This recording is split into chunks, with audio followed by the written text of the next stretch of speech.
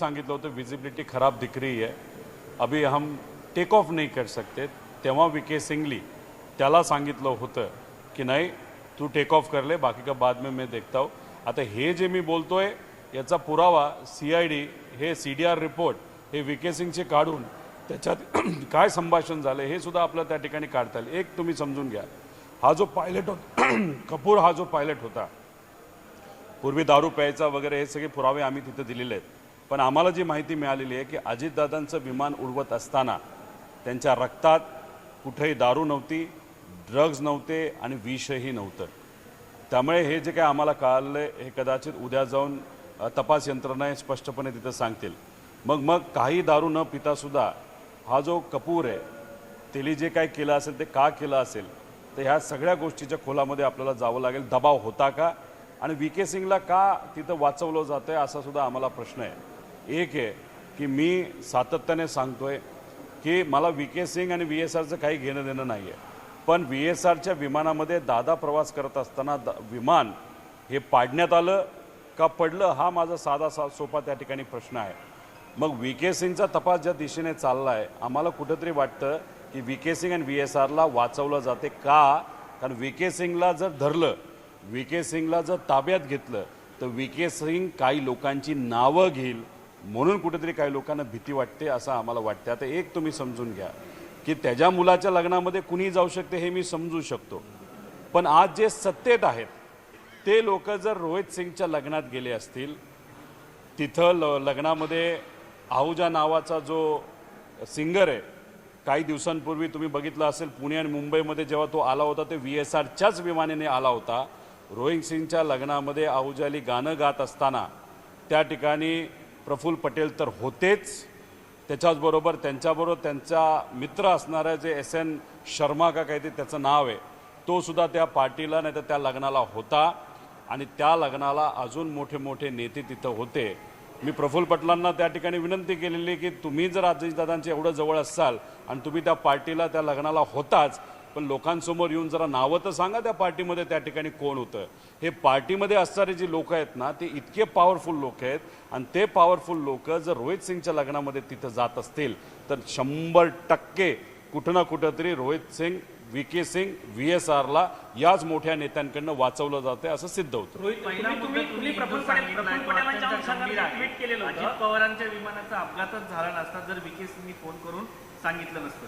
नाही, विषय एवढाच आहे की आम्हाला जी माहिती कळते ती माहिती आम्हाला कधीतरी काही पत्रकारांकडनं कळते, आमच्या काही एजन्सीज आहेत त्यांच्याकडनं आम्हाला कळते, VSRच्याच काही लोकांकडनं आणि अजितदादांचे हितचिंतक जे लोक आहेत त्यांच्याकडनं ती माहिती कळते। ही माहिती फक्त आम्ही तिथं पुढं आणतोय, त्याच्यावर शहानिशा करणं, त्याचं रिसर्च करणं, त्याचं इन्व्हेस्टिगेशन करणं हे CIDचं आहे। एक तुम्ही समजून घ्या की कुठल्याही परिस्थितीमध्ये जर विजिबिलिटी 5000च्या खाली जेव्हा असते तेव्हा कुठलाही कॅप्टन पायलट हा विमान उडवत नाही। मग कपूरला एवढी हिंमत आली कशी? तो पिला नव्हता हे आता कुठेतरी सिद्ध त्या ठिकाणी झालंय, ड्रग्ज घेतले नव्हते हेही तिथं रक्तातून सिद्ध झालेलं आहे।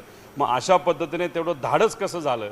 मग धाडस देणारा हा वीके सिंग होता का असाही साहजिकच त्या ठिकाणी प्रश्न निर्माण होतो। प्रफुल्ल पटेलांच्या अनुषंगाने तुम्ही 2 दिवसापूर्वी ट्विट केलेलं होतं आणि तुम्ही म्हटले होते की तुम्ही समोर येऊन या सगळ्याची उत्तरं द्या, कारण मी स्पष्ट म्हणत नाही पण शंका आहेत लोकांच्या मनात। प्रफुल्ल पटेलांनी त्याच्यावरती काही भाष्य केलं? मी तुम्हाला तेच सांगतो ना, SN शर्मा हा प्रफुल्ल पटेलच्या जवळ असणारा एकदम व्यक्ती आहे। तुम्ही थोडासा अभ्यास करा, तुम्हाला ते कळेल। प्रफुल्ल पटेल स्वतः रोहित सिंगच्या राजस्थानमध्ये जयपूरला झालेल्या लग्नामध्ये तिथं उपस्थित होते। तिथं गाणं गाणारा सुद्धा आहूजा होता हे मी तुम्हाला त्या ठिकाणी सांगतोय। हनी सिंग तिथं लोकांना हाय हॅलो करत हातामध्ये ग्लास घेत अशा पद्धतीच्या वातावरणामध्ये हे लोक रोहित सिंग, वीके सिंग यांच्या खांद्याला खांदा लावून मस्ती करत होते, मजा करत होते, शुभेच्छा त्या ठिकाणी देत होते। आणि हाच तो रोहित सिंग, हाच तो वीके सिंग ज्यांची VSR नावाची कंपनी जी 2023ला एकनाथ शिंदे साहेबांना डावोसला घेऊन जात असताना खूप मोठी चूक त्यांच्या तिथं झाली होती। योगायोगाने आणि चांगल्या हेतूतून आपण असं समजूया की एकनाथ शिंदे साहेबांचा कुठं त्या ठिकाणी ॲक्सिडेंट तिथं झाला नाही, पण मग हीच ती कंपनी, हाच तो वीके सिंग, हाच तो रोहित सिंग आणि हीच ती VSR कंपनी ज्याच्या दादांचा त्याच्यामध्ये घातपात नाहीतर घात नाहीतर ॲक्सिडेंट तिथं झालेला एवढा मोठा योगायोग कसा होऊ शकतो? माहिती पार्थ पवार यांना सांगायला पाहिजे होती, ते तिथे उपस्थित होते, महाराष्ट्राला सांगायला पाहिजे होती, कारण ते जबाबदार नेते आहेत. उत्तर द्यायला पाहिजे, ते उत्तर देत नाहीत. मग दिलं पाहिजे ना उत्तर. मी सरळ हे बघा, संशय का हो वाढत चाललं एक तुम्ही समजून घ्या. एक तर CBIला देऊन 26 दिवस झाले तरी सुशांत सिंग राजपूतचा लगेच मुद्दा 2 दिवसात स्वीकारला जातो आणि अजितदादांचा तपास CBI अजून स्वीकारत नाही. एक हा मुद्दा. दुसरा मुद्दा असा आहे की जेव्हा केव्हा मी बोलतोय तेव्हा एकनाथ शिंदे साहेबांचे सगळे नेते हे कुठेतरी पाठिंबा देत आहेत, बाकी लोक पाठिंबा देत आहेत, अजितदादांचे काही आमदार अमोल मिटकरीसारखे हे पाठिंबा देत आहेत, पण भाजपचे मोठे नेते कार्यकर्ते मात्र त्या ठिकाणी मला अडचणीत आणण्याचा प्रयत्न नाही तर माझ्या विरोधात तिथं बोलत आहेत. आता त्या लग्नाला कोण गेलं होतं अजून पुढे जाऊन मी नावं सांगू शकतो. फक्त आमची इच्छा काय की पारदर्शक पद्धतीने हा तपास तिथं झाला पाहिजे. दुसरं, एवढे सारे पुरावे असताना आणि तुम्ही DGCAच्या अंतर्गत एक कारवाई करता कोणावर, VSRवर, त्यांचे 5 लेहर जेट विमानं ही तुम्ही ग्राउंड करता आणि त्यात असं म्हणता की नॉन कम्प्लायन्स होता. मग विमान उडवणाऱ्या कंपनीमध्ये जर एवढा मोठा नॉन कम्प्लायन्स असेल तर ती कंपनीच बंद झाली पाहिजे. मग तुम्ही फक्त 4 विमानं तिथं बंद पाडता आणि बाकीचे तिथं उडवता. मग त्याच्या मागे का ती विमानं कोणाची असाही तिथं प्रश्न निर्माण होतो. FIR करण्याचा प्रयत्न आम्ही करतो, आमचा FIR सुद्धा तिथं घेतला जात नाही. आणि मग ह्या सगळ्या गोष्टीकडे बघितल्यानंतर त्याच्याचबरोबर जे या देशाचे एव्हिएशन मंत्री आहेत राम मोहन नायडू, आता ही एक गोष्ट मी आत्ता आपल्या सर्वांसमोर आणतोय आणि त्याच्यात आमच्याकडे उद्या जाऊन पुरावे सुद्धा आपल्या सर्वांना देतो. आम्हाला जे कळलेलं आहे की चंद्रबाबा नायडू हे स्वतः रोहित सिंगच्या लग्नाला नोव्हेंबर 2024ला गेले होते आणि चंद्रबाबा नायडूंबरोबर सुद्धा राम मोहन नायडू हे होते आणि राम मोहन नायडू हे या देशाचे एव्हिएशन मंत्री आहेत आणि त्यांच्याच मंत्रालयाच्या अंतर्गत AAIB हे जे इन्व्हेस्टिगेशन विंग आहे ते तिथं तपास करते. AAIB वर दुसरा कोणाचा अधिकार नाही, डायरेक्ट मंत्र्याचा अधिकार असतो. मग तुमचं VSR बरोबर आर्थिक संबंध आहेत, VSR बरोबर तुमचे व्यक्तिगत संबंध आहेत. VSRला ज्या दिवशी एखादी मोठी बँक 40 कोटी रुपये निधी देते तेव्हा चंद्रबाबा नायडूच्या एका NBFCला सुद्धा 50 कोटी रुपये त्याच दिवशी तिथं दिले जातात. अहो किती अजून योगायोग तिथं आणू. आणि हे सगळे संबंध असल्यामुळे अजितदादांना न्याय मिळत नाही आणि इन्व्हेस्टिगेशन हे योग्य दिशेने जात नाही असं आमचं ठाम मत आहे. अमोल मित्तलचं नाव घेतलं तुम्ही. अमोल मित्तलने नुकतंच एक ट्विट केलं आहे. त्या ट्विटमध्ये त्यांनी म्हटलंय की VSRचा मालक VK सिंग यांनी व्हॉट्सअप करून कॉल करून मीडियापासून दूर राहण्यासाठी सांगितलं होतं, खास करून पिंकी माळीच्या आईला आणि त्याच्या भावाला आणि सोबतच त्याच्या रेकॉर्डेड कॉलमध्ये हे सुद्धा त्यांनी दावा केला मिटकरी यांनी की पायलट यांनी अजित पवार इनको फ्लाईट को ठोक दिया अशी ही भाषा वापरलेली आहे असा दावा अमोल मिटकरींनी केला आहे. याचाच एक ऑडिओ मुंबईमध्ये जेव्हा प्रेस कॉन्फरन्स झाली होती त्या प्रेस कॉन्फरन्समध्ये आम्ही दिला होता की एक वकील VK सिंगचा असा बोलतोय की उस पायलट ने ठोक दिया. हा एक मुद्दा त्याच्यामध्ये आहे. त्याच्याचबरोबर ते माळी परिवार आहे ते स्वतःच्या मुलीला न्याय मिळावा यासाठी आणि खास करून अजितदादांना न्याय मिळावा, या दोघांना न्याय मिळावा अशासाठी ते तिथं प्रयत्न करतात. त्यांची आई तिथं आजारी आहे, त्यांचा तिथं डॉक्टरांकडनं चांगलं तिथं ट्रीटमेंट तिथं सुरू आहे, पण त्यांना कुठेतरी दबाव हा आणला जातोय. मग ये नाही मिलेगा वो नाही मिलेगा आणि ह्याच्यात कुठेतरी VK सिंगला असं वाटतंय आता CIDकडे जात असताना AK-47 घेऊन जाणारा माणूस म्हणजे किती पोचलेला असेल तुम्ही त्या ठिकाणी बघा. मग तिथं अशा पद्धतीने या व्यक्तीला वाचवलं जात असेल तर मग इन्व्हेस्टिगेशन योग्य दिशेने जाईल असं आम्हाला दुर्दैवाने त्या ठिकाणी वाटत नाही. ज्या पद्धतीने VK सिंगची चौकशी होतीये, तुम्ही म्हणताय तो गन घेऊन जातोय, तो माध्यमांच्या समोर येत नाही, त्याचे चित्रण येत नाहीये, हे बघता CID आणि VK सिंग यांची मिलीभगत आहे असं तुम्हाला वाटतं? नाही, CID मध्ये असणारे अधिकारी चांगलेत, ते काय खराब आहेत असं मी म्हणणार नाही, कारण का शेवटी ते महाराष्ट्र पोलीसची लोक आहेत, त्यांच्यावर आमचा विश्वास आहे. पण शेवटी कसं असतं की आता तशीच घटना जे मरीन ड्राईव्ह पोलीस स्टेशनवर FIR तर आमचा PI घेतच होता, टायपिंग करायला सुरुवात झाली होती, आमचा व्हिडिओ त्याच्यामध्ये स्टेटमेंट त्या ठिकाणी घेतलं जात होतं आणि त्याच्यातच वरून एक मोठा अधिकारी तिथे आला आणि ते सगळं थांबवलं कारण त्या अधिकाऱ्याला अजून कुणीतरी तिथं फोन केलं होतं, प्रेशर टाकलं होतं. मग अशा पद्धतीने CIDवर जर प्रेशर टाकलं गेलं तर मग इन्व्हेस्टिगेशन का तिथं नीट होणार नाही. माझं म्हणणं आहे की इन्व्हेस्टिगेशन तर दूर राहिलं, साधा आमचा FIR तिथं घेतला जात नसेल, तिथं किरीट सोमाया जर पोलीस स्टेशनला जाऊन दबाव आणून त्यांच्या काळामध्ये अशाच प्रकारच्या एका घटनेमध्ये घाटकोपरच्या एका ॲक्सिडेंटमध्ये विमानाच्या FIR करून घेत असेल आणि आम्ही आमदार असताना सुद्धा तिथं जाऊन आणि दादांचे नातेवाईक असताना आणि कार्यकर्ता आणि महाराष्ट्र नागरिक असताना दादांचा FIR घेतला जात नाही, हे म्हणजे खरंच दुर्दैवी गोष्ट आहे. प्रफुल्ल पटेलांचा मुद्दा होतो. प्रफुल्ल पटेल तिथे उपस्थित होते हे पार्थ पवार यांना माहिती आहे, कारण त्या पक्षाचे राष्ट्रीय अध्यक्ष आहेत. वहिनींना माहिती आहे का? कारण जर त्यांना एवढं सगळं माहिती असताना इतके दिवस प्रफुल्ल पटेलांनी का सांगितलं नाही? हे बघा, मी आता माहिती तिथं दिलेली आहे आणि याच्यातच त्या दिवशी आणि त्याच्या आदल्या दिवशी आणि त्याच्यानंतरच्या दिवशी तुम्ही जयपूरचे जे विमानतळ आहे त्या विमानतळाला VSRच्याच कंपनीच्या विमानातून मला जे कळालं चंद्रबाबा नायडू हे तिथं जयपूरला पोचले होते. व्हिडिओ फुटेज तुम्ही तिथं काढा, आमच्याकडे काही तपास आहे पण आम्ही 5 दिवसानंतर तो त्या ठिकाणी तपास समोर आलो. म्हणजे याच्यामध्ये राम मोहन नायडू जे एव्हिएशन मंत्री आहेत ते सुद्धा जयपूरला रोहित सिंगच्या लग्नात होते, चंद्रबाबा नायडू सुद्धा तिथं होते आणि प्रफुल्ल पटेल सुद्धा तिथं होते. मग माझं असं मत आहे की अजितदादांबरोबर एवढे वर्ष जर प्रफुल्ल पटेलांनी त्या ठिकाणी काम केलं असेल आणि त्यांना माहिती होतं की रोहित सिंग बरोबर कोण तिथं एकत्रित आहे, नाही तर रोहित सिंगचे संबंध कोणाकोणाबरोबर आहे, VK सिंगचे संबंध कोणाकोणाबरोबर आहे, मग तुम्ही लॉयल दादांबरोबर विचाराबरोबर न राहिला तुम्ही फक्त व्यक्तिगत स्वार्थी निर्णय त्या ठिकाणी घेतला, नाही तर स्वार्थ फक्त तुम्ही जपला असं आपल्याला म्हणावं लागेल. त्यामुळे तुम्हाला एवढ्या गोष्टी माहीत असून सुद्धा जर तुम्ही पुढे येत नसाल, तिथं प्रेस कॉन्फरन्स घेत नसाल तर मग ह्याला काय म्हणणार? आता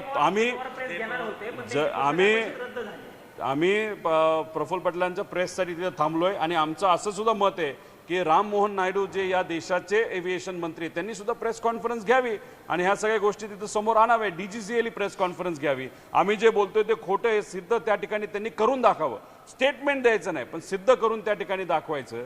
आता आम्हाला आज कुठेतरी वाटत होतं जय पवार सुद्धा त्यांचा म्हणजे त्यांच्याकडे सुद्धा काही माहिती असेल आणि ती लोकांसमोर ते आणतील, पण आज काही कारणांमुळे ती प्रेस कुठेतरी पुढे गेली असं आम्हाला कळालंय. पण तिथं सत्तेचा वापर करून त्यांच्याकडे बरीच काय माहिती ही नक्कीच येऊ शकते आणि मग सगळ्यांचाच प्रयत्न आहे की अजितांना न्याय मिळाला पाहिजे. लग्नाच्या निमित्ताने जी पार्टीबद्दल तुम्ही सांगतायत त्याने तुम्ही मोठं पंडोरा बॉक्स उघडताय असं समजून येतं. ड्रग्स पार्टी, रेप पार्टी ह्याचं पण इन्व्हॉल्वमेंट कुठं होतं का? नाही, लग्न होतं. VK सिंगची स्टाईल थोडीशी भपकेबाजीची आहे. त्या लग्नामध्ये आहुजा का काय त्याचं नाव कदाचित मी चुकीचं घेत असेल, पुण्यात आणि मुंबईमध्ये VSRचे विमान आली काल परवा तो आला होता काही शो करण्यासाठी. त्याचं गाणं तिथं चालू होतं. आपले जे हनी सिंग का कोणतरी गायक आहे तो इकडे तिकडं लोकांना भेटत होता आणि त्या लोकांमध्ये हे VIP लोक होती ज्याची काही नावं मी घेतलीत, काही नावं अजून मागे ठेवलेली आहेत. 100% महाराष्ट्रातील लोक आहेत, 100% गुजरातची लोक आहेत, 100% TDPच्या संलग्न असणारी लोक आहेत आणि सगळ्यात महत्त्वाचं म्हणजे एक MP राज्याचे खूप मोठे नेते आता राज्यात न राहता केंद्रात त्या ठिकाणी आलेत. असे मोठे नेते त्या रोहित सिंग आणि VK सिंगच्या लग्नामध्ये होते. मग एवढे मोठे लोक जर तिथे असतील तर साहजिकच VK सिंगला वाचवलं जाईल का? त्याचं मुख्य कारण आहे की VK सिंगवर प्रेम असेल म्हणून नाही, पण VK सिंग उद्या जाऊन ह्या सगळ्यांची नावं त्या ठिकाणी घेऊ शकतो आणि नावं घेतल्यानंतरच अजितदादांच्या ॲक्सिडेंटच्या मागे कोण आहे हे कुठेतरी त्या ठिकाणी सिद्ध होऊ शकतं आणि या भीतीपोटी VK सिंगला वाचवलं जातं. शिवराज सिंग चौहान यांच्याकडे तुमचा इशारा आहे का? तेच केंद्रात आले 4-5 दिवस द्या, मी नक्कीच या बाबतीत तुम्हाला सांगेल. त्याच्याबरोबर दिलीप बिल्डकॉनचं तर मी सरळ तिथं तुम्हाला काही संबंध तिथं दाखवलेले आहेत. त्याच्या पूर्वीच्या बातम्यासुद्धा आहेत की दिलीप बिल्डकॉन जो नाशिकचा आहे, नाशिकचे अनेक नेते त्या दिलीप बिल्डकॉनला सूर्यवंशीला ओळखून असतील. MP सगळ्यात मोठं त्याचं काम आहे आणि त्याचे आणि कोणाचे संबंध आहे हे लोकांना तिथं माहिती आहे. त्यामुळे असे सगळे लोक त्या रोहित सिंगच्या लग्नात बघा लग्नात जाणं विणं लोक म्हणतील काय रिलेशन, पण विषय एवढाच आहे की एवढे मोठे लोक एका छोट्याशा व्यावसायिकाच्या लग्नाला तिथं जात असतील तर याच्यावरूनच समजून घ्या की तो छोटा व्यावसायिक नाही, तो पोचलेला व्यावसायिक आहे आणि तो पोचलेला असल्यामुळेच आज त्याला वाचवलं जाते आणि त्याला वाचवलं जाते म्हणूनच दादांना दुर्दैवाने त्या ठिकाणी न्याय मिळत नाही. एक मुद्दा आहे की पार्थ पवार, जय पवार आणि सुमित्रा पवार यांना या गोष्टीची माहिती होती का? आणि जर असेल तर इतके दिवस प्रफुल्ल पटेलांनी का लपून ठेवली? ज्या व्यक्तीवरती ज्याच्या कंपनीवरती कारवाई व्हावी म्हणून जय पवार सांगतायत त्याचे आणि प्रफुल्ल पटेलांचे संबंध आहेत हे तुम्ही सांगताय याच्यावरून सिद्ध होतं. याच्यामुळे कुठेतरी त्यांचं आतमध्ये घुसमट होते का? किंवा प्रफुल्ल पटेलांच्या बाबतीत त्यांच्या मनामध्ये काय सुरू आहे का? हे बघा प्रफुल्ल पटेलांचा स्वभाव कसा आहे हा मला तरी माहीत नाही, पण माझं काय खूप चांगलं होतं त्यांच्याबरोबर असंही नाही आहे. विषय एवढाच आहे की दादांना शेवटच्या काळामध्ये त्रास कोणाकडनं झाला हा दादांना माहीत होता आणि दादांच्या जवळच्या लोकांना माहीत होता. माझा प्रश्न एवढाच आहे की कदाचित काकींना, पार्थला, जयला, प्रफुल्ल पटेल त्या लग्नाला होते, प्रफुल्ल पटेलचे त्या लोकांबरोबर संबंध होते, कदाचित माहीत नसावं. अरे मग माहीत आहे नाही याच्यापेक्षा प्रफुल्ल पटेलांनी दादांच्या प्रेमापोटी ही सगळी माहिती त्यांना द्यायला पाहिजे होती, सांगायला पाहिजे होतं. मग ही माहिती जवळ का ठेवली जाते? अजून बरेच विषय आहेत जे उद्या जाऊन मी त्या ठिकाणी कसं आहे, इन्व्हेस्टिगेशन होत असताना आपला मोठा नेता, मित्र या सर्व घटनेमध्ये जर आपल्यापासून दुरावला असेल, नाहीतर ॲक्सिडेंट झाला असेल, तर मृत्यू झाला असेल, तर एका मित्राची जबाबदारी आहे ना की इन्व्हेस्टिगेशनला सगळी माहिती देणं. मी ओळखत होतो, मी गेलो होतो, हा माणूस तिथं दिसला, आज एव्हिएशन मंत्री सुद्धा त्या लग्नाला तिथं होते. मग प्रफुल्ल पटेलांनी समोर येऊन, प्रफुल्ल पटेल स्वतः माझी एव्हिएशन मंत्री आहे, त्यांनी सांगायला पाहिजे होते की अरे मंत्री तिथं मला दिसला होता, तर आमच्या दादांना न्याय मिळू शकत नाही, असं बोलायला पाहिजे होतं ना. का नाही झाली हिंमत? मग हिंमत झाली नाही त्याचं कारण वेगळं असू शकतं, म्हणून कुठेतरी खोलात